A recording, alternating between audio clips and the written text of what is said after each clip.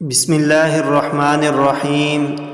جو شخص روزانہ رات کو 100 آیات تلاوت کرے تو قرآن اس سے نہیں جھگڑے گا۔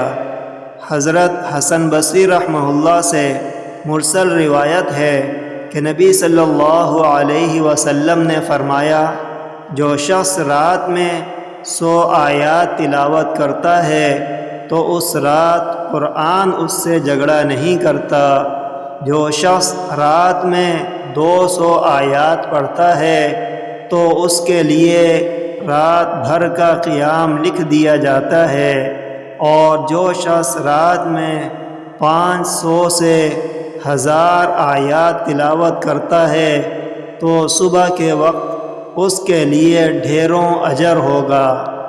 انہوں نے عرض کیا، ڈھیروں سے کیا مراد ہے؟ فرمایا 12000۔